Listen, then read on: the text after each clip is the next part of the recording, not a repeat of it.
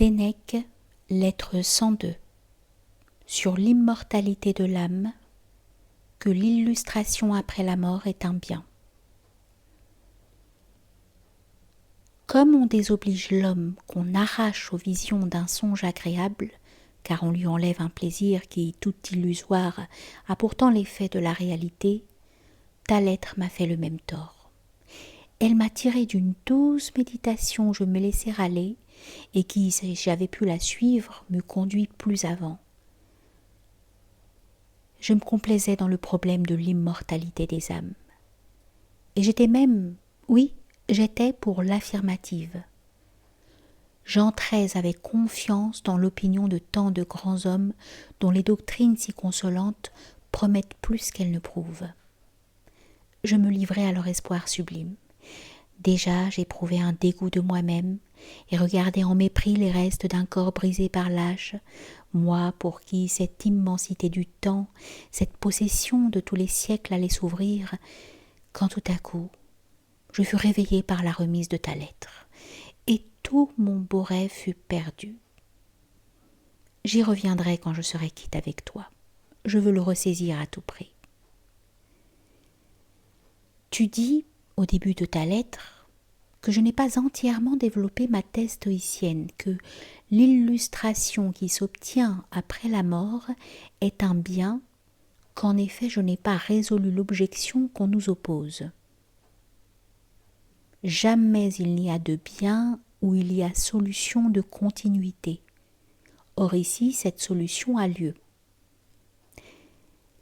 Ta difficulté, Lucilius, se rattache à la question, mais doit être vidée ailleurs. C'est pourquoi j'avais différé d'y répondre, comme à d'autres choses qui ont trait au même sujet. Car en certains cas, tu le sais, les sciences rationnelles rentrent dans la morale. J'ai donc traité, comme touchant directement aux mœurs, cette thèse-ci.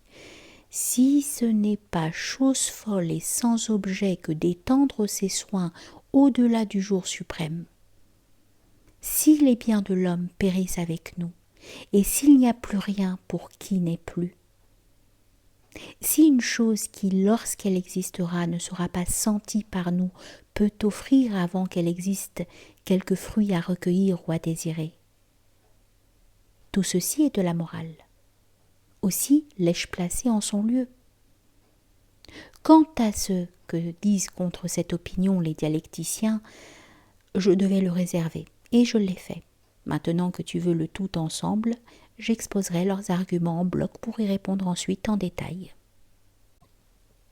À moins de quelques préliminaires, ma réfutation ne serait pas comprise. Et quels préliminaires veux-je présenter ? Qu'il ait des corps continus, tels que l'homme. Des corps composés comme un vaisseau, une maison, enfin tout ce qui forme unité par l'assemblage de diverses parties. Des corps divisibles, aux membres séparés tels qu'une armée, un peuple, un sénat, car les membres qui constituent ces corps sont réunis par droit ou par devoir, mais distincts et isolés par nature. Que faut-il encore que j'avance ? Que selon nous, il n'y a pas de bien où il y a solution de continuité. Vu qu'un même esprit devant contenir et régir un même bien, l'essence d'un bien unique est une. Si tu en désires la preuve, elle est par elle-même évidente. Mais je devais poser ce principe, puisqu'on nous attaque par nos propres armes. Vous avouez, nous dit-on, qu'il n'y a pas de bien où il y a solution de continuité. Or l'illustration, c'est l'opinion favorable des honnêtes gens. Comme en effet la bonne renommée ne vient pas d'une bouche unique, ni la mauvaise de la mésestime d'un seul, ainsi l'illustration n'est pas dans l'approbation d'un seul homme de bien. Il faut l'accord d'un grand nombre d'hommes marquants et considérables pour qu'elle ait lieu.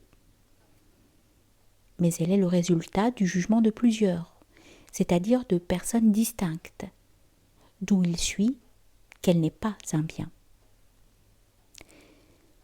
L'illustration, dit-on encore, est l'éloge donné aux bons par les bons.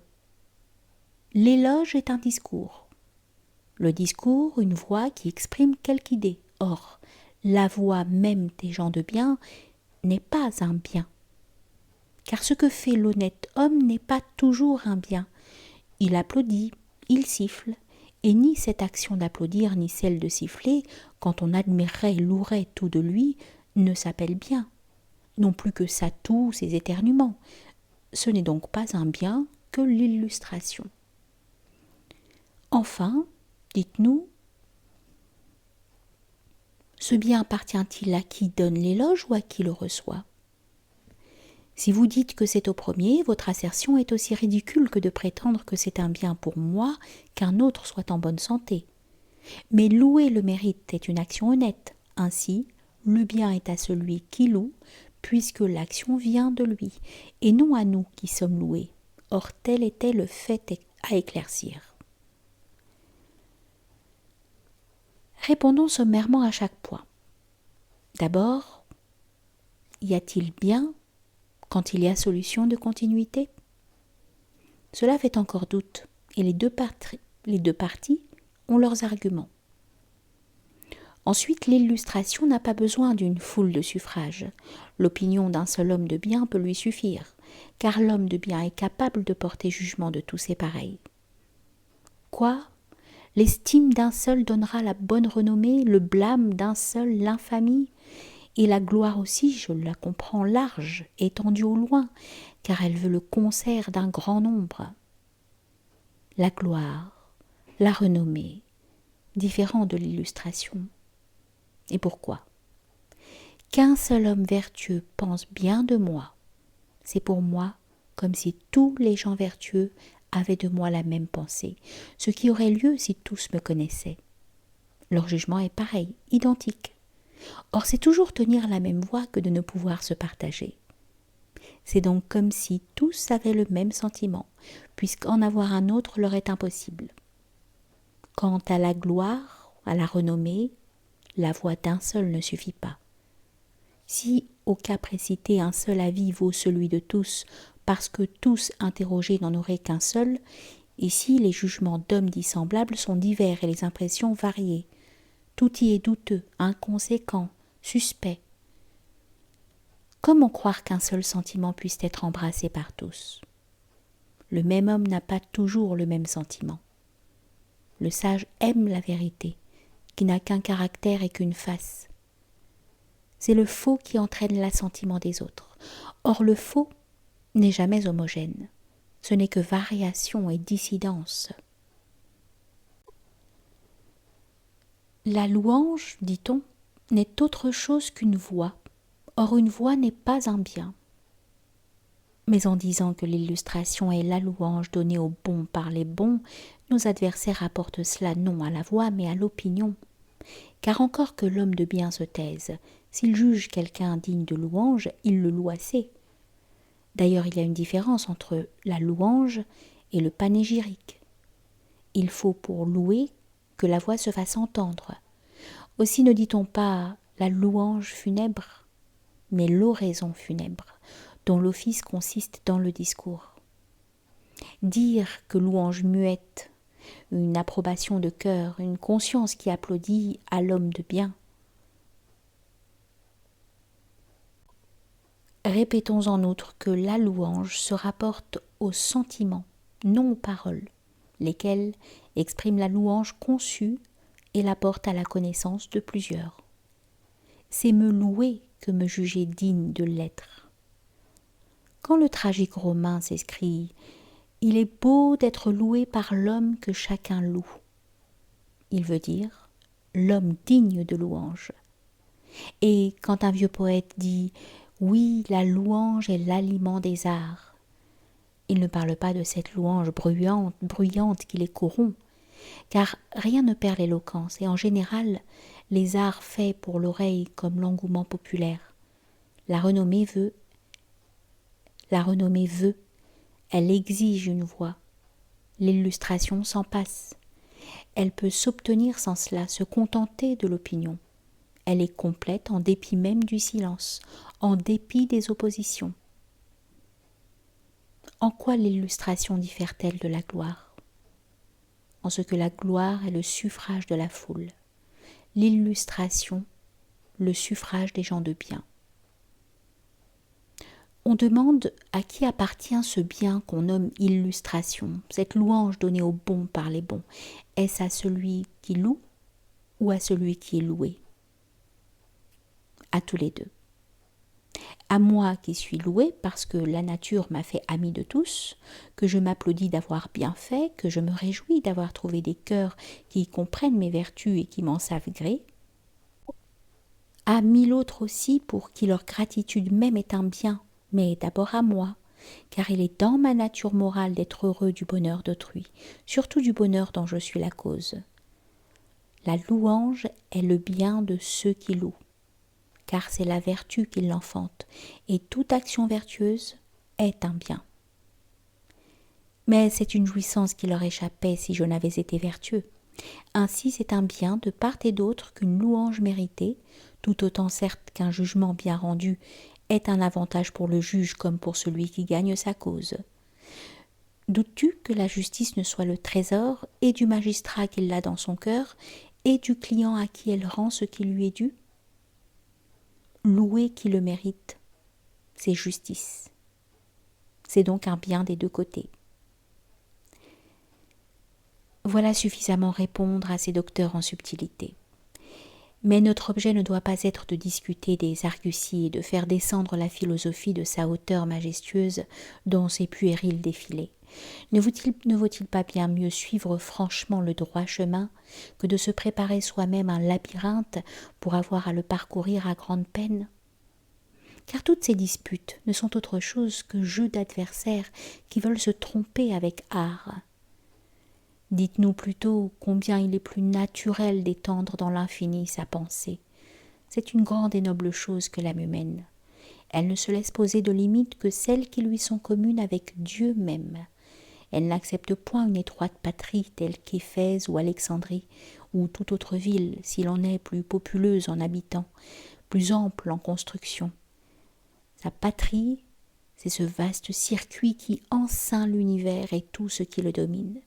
C'est toute cette voûte sous laquelle s'étendent les terres et les mers, sous laquelle l'air partage et réunit à la fois le domaine de l'homme et celui des puissances célestes, et où des milliers de dieux, chacun à son poste, poursuivent leurs tâches respectives. Et elle ne souffre pas qu'on lui circonscrive son âge. Elle se dit « Toutes les années m'appartiennent ».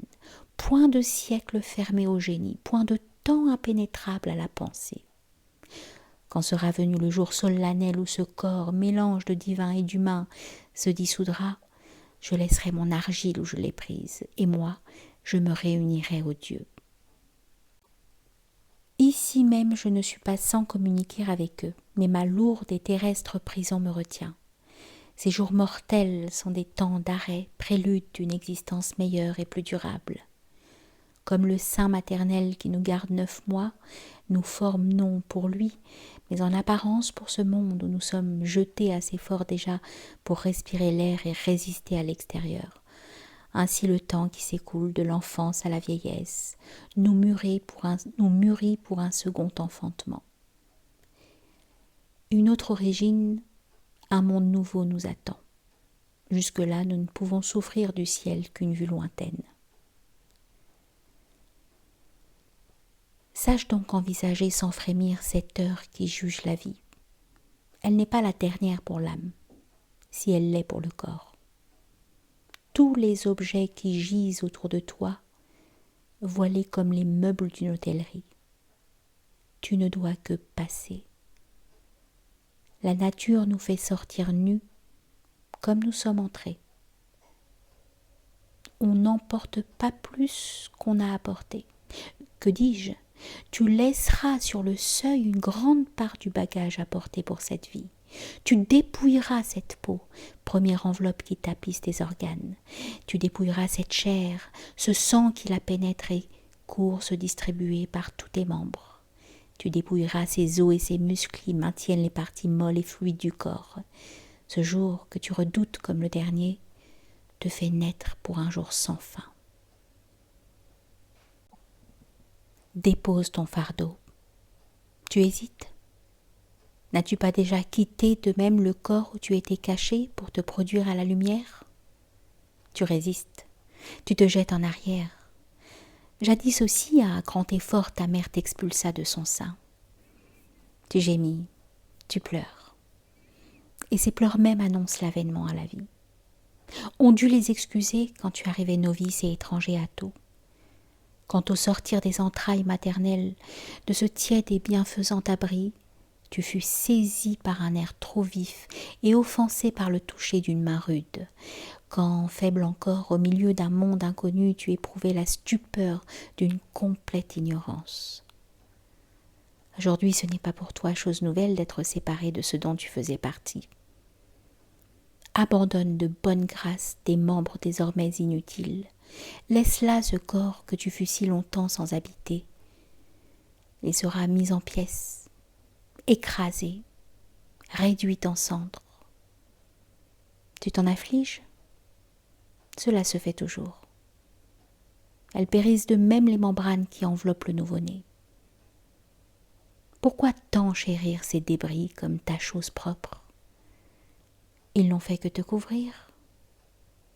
Voici venu le jour où tomberont tes voiles, où tu seras tiré de ta demeure, de ce ventre immonde et infect. D'ici même, dès aujourd'hui, fais effort et prends ton élan. Attache-toi à tes amis, à tes parents, comme à choses qui ne sont pas tiennes. Élève-toi d'ici à de plus hautes et plus sublimes méditations. Quelques jours, la nature t'ouvrira ses mystères. La nuit présente se dissipera, et une lumière pure t'inondera de toutes parts. Représente-toi de quel éclat vont briller ces milliers d'astres, confondant ensemble leurs rayons. Pas un nuage ne troublera cette sérénité. Toutes les plages du ciel se renverront une égale splendeur. La nuit ne succède au jour que dans notre infime atmosphère. Alors tu confesseras avoir vécu dans les ténèbres, quand ton être complet envisagera la complète lumière que d'ici, à travers l'étroite orbite de tes yeux, tu entrevois obscurément et que, pourtant, tu admires de si loin. Que te semblera-t-elle cette divine clarté contemplée dans son foyer ? De telles pensées ne laissent séjourner dans l'âme aucun penchant sordide, bas ou cruel. Il est des dieux, nous disent-elles, témoins de tout ce que fait l'homme. Soyez purs devant eux, rendez-vous dignes de les approcher un jour, proposez-vous l'éternité. Si l'homme l'embrasse comme son idéal, ni les armées ne lui font peur, ni la trompette ne l'étonne, ni les menaces ne l'intimident. Comment craindrait-il ? Pour lui, la mort est une espérance.